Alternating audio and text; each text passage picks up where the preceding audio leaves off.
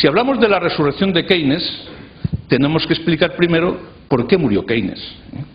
Y para ello vamos a basarnos en cuáles fueron las aportaciones fundamentales de Keynes a la política económica. La base de la política económica keynesiana está basada en la consideración de que la variable fundamental que mueve la actividad económica es lo que él identificaba como la demanda global. Y esa demanda global está formada por la demanda de bienes de consumo de las familias, por la demanda de bienes de inversión de las empresas, por la demanda del sector público a través del gasto público y por la demanda de los mercados internacionales a través de las exportaciones. Esta sencillita fórmula de un economista que nace en 1883, curiosamente el mismo año en que nace otro magnífico economista, digamos, a nivel mundial, como es Schumpeter, o sea, realmente Schumpeter y Keynes nacen en el mismo año, pues realmente de hecho escribe en 1936, de infausta memoria para, digamos, nuestra historia, pues escribe su teoría general. Y entonces lo que plantea básicamente es cómo con esta formulita tan elemental se pueden combatir los dos problemas fundamentales de cualquier economía, que son el desempleo y la inflación. ¿Y qué es lo que dice Keynes respecto de cómo combatir el desempleo? Pues que para combatir el desempleo se produce fundamentalmente por una insuficiencia en esta demanda global. Lo que hay que hacer es subir la demanda global. ¿Y cómo se sube la demanda global? Pues estimulando el consumo. Y para estimular el consumo, ¿qué hay que hacer? Pues bajar los impuestos, bajar las tasas, en este caso los impuestos directos, con lo cual las familias tienen más dinero para consumir. O bajar los tipos de interés, bajar el coste del dinero para que los empresarios inviertan más, o aumentar el gasto público a través de la administración pública, los presupuestos generales del Estado, para que se hagan más escuelas, más hospitales, etcétera, y fomentar las exportaciones mediante una disminución del tipo de cambio. Estas son, digamos, las recetas básicas para combatir el desempleo. ¿Y para combatir la inflación? Pues lo contrario, la inflación se debe a que realmente la demanda es excesiva. Los precios suben porque sube la demanda. Y entonces lo que hay que hacer es articular medidas para controlar esta demanda global, bajar la demanda global. Y para bajar la demanda global, ¿qué hay que hacer? Pues bajar el consumo. ¿Cómo? Subiendo los impuestos. Bajando la inversión, subiendo los tipos de interés. Disminuyendo el gasto público, que es el que hacen las administraciones, y promoviendo una elevación del tipo de cambio. Y entonces Keynes, además, plantea que el desempleo y la inflación no pueden coexistir. Porque, lógicamente, si el desempleo se debe a una insuficiencia de demanda, con una insuficiencia de demanda los precios tienden a bajar. Luego, desempleo con deflación. Ese era el modelo de Keynes. Si hay exceso de demanda, porque hay inflación, el exceso de demanda tira de la oferta y la oferta tira del empleo. Por lo tanto, realmente no puede haber inflación con desempleo. O sea, realmente, de hecho, esta situación es antinómica. Bueno, pues estas recetas keynesianas funcionaron perfectamente desde 1945 hasta 1973. ¿Y qué es lo que ocurre en 1973? Pues la crisis del petróleo. Y en la crisis del petróleo, ¿qué es lo que ocurre? Pues que por primera vez en la historia económica moderna van a coexistir desempleo e inflación. Cosa que no había previsto Keynes.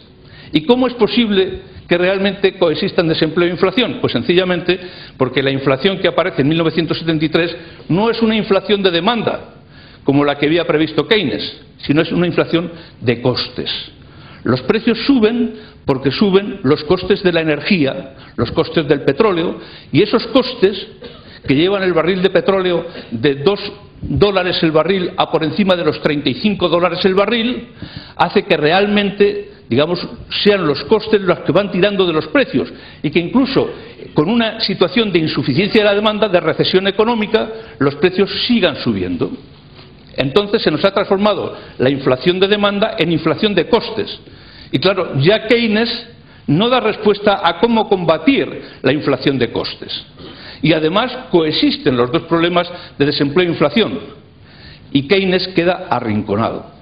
Las políticas keynesianas son sustituidas por las políticas liberales, fundamentalmente de Milton Friedman, las denominadas políticas de oferta, que consideran que el presupuesto, digamos, público debe ser neutral, ingreso igual a gasto público, que solo se deben manejar los tipos de interés para mejorar la economía y que, sobre todo, el énfasis debe pasar de lo macroeconómico a lo microeconómico. Es decir, si vamos a combatir los costes de producción se combaten a nivel de empresa.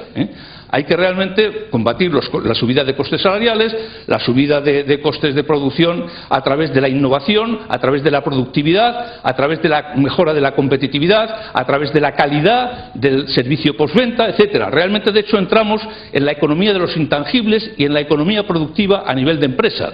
Por lo tanto, realmente nos encontramos con que el énfasis de las políticas económicas pasa de lo macro a lo micro.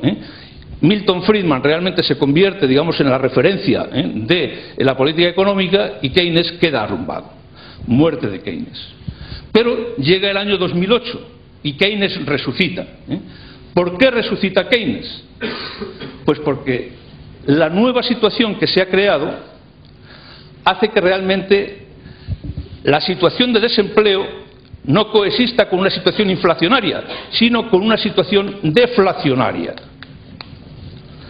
Actualmente existe desempleo con deflación. El paro coexiste con una bajada de los precios y la deflación puede ser tan peligrosa como la inflación.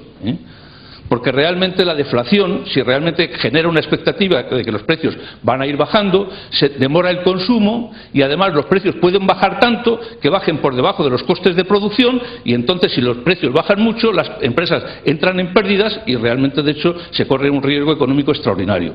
Entonces, como el desempleo y la deflación son la base de los problemas actuales, Keynes sí tiene la respuesta para combatir simultáneamente los dos problemas, desempleo y deflación, que es estimular la demanda global.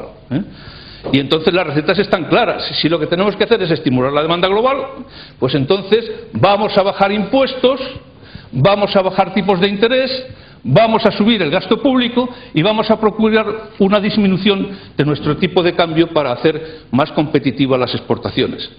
Y estamos matando dos pájaros de un tiro. Keynes ha resucitado. ¿Cuáles son, y con esto voy a terminar ya, las limitaciones del modelo keynesiano en estos momentos? Pues las que estamos viendo en España, que realmente no es lo mismo luchar como ocurría en la época anterior de Keynes, donde el problema fundamental era la inflación, porque durante los años 50 y 60 había una situación práctica de pleno empleo. Porque luchar contra la inflación exige medidas presupuestarias, como veis, de subida de impuestos y bajada del gasto público. Por lo tanto, realmente, de hecho, se trata de presupuestos restrictivos, disciplinar el gasto público y aumentar impuestos. No hay déficit público, no hay deuda pública.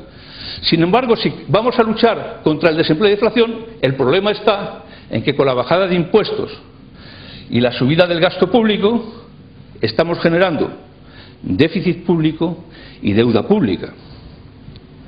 Y además, en la situación actual, países como España, todos los integrantes de la Unión Europea, ya no pueden utilizar los instrumentos de política monetaria que utilizaba antes Keynes, porque ya España no tiene control ni sobre los tipos de interés ni sobre el tipo de cambio. Por lo tanto, los únicos instrumentos de política económica de que dispone en estos momentos un país de la Unión Europea son los instrumentos fiscales, impuestos y gasto público. Y claro, si realmente viéramos un mundo independiente y España no estuviera en el euro ni estuviera en la Unión Europea, pues posiblemente pudiéramos indefinidamente mantener una política de bajada de impuestos y subida del gasto público, aumentando el déficit y aumentando la deuda pública indefinidamente. Pero estamos en el euro y hemos firmado un pacto de estabilidad. Y esto supone que realmente, de hecho, la Unión Europea nos obliga a disciplinar nuestro gasto público y nuestra deuda pública. Y entonces realmente no podemos utilizar políticas expansivas desde el punto de vista fiscal indefinidamente. Y esto es lo que realmente el escenario en el que actualmente nos encontramos. O sea, desde el punto de vista del empleo, con un 20% prácticamente de desempleo, España necesitaría políticas expansivas sostenidas en el tiempo, con bajadas de impuestos y subida del gasto público para estimular la economía.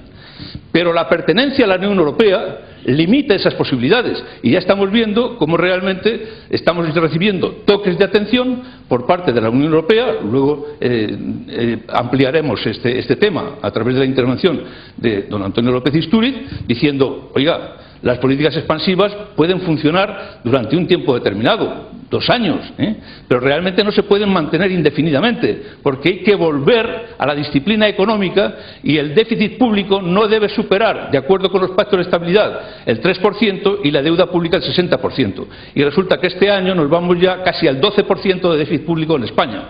Entonces realmente nos encontramos con un desempleo al que habría que aplicar unas medidas de carácter expansivo de acuerdo con la política keynesiana, pero donde realmente el despilfarro económico realizado en el gasto público durante los años anteriores, con medidas como lo de los 400 euros o como las medidas del cheque bebé, pues realmente están haciendo que se nos haya disparado el gasto público. Ahora tengamos que disciplinarnos y entonces observáis que si realmente de hecho lo que tenemos que hacer ahora, de acuerdo con la Unión Europea, es subir impuestos y bajar gasto público, ¿qué es lo que estamos generando?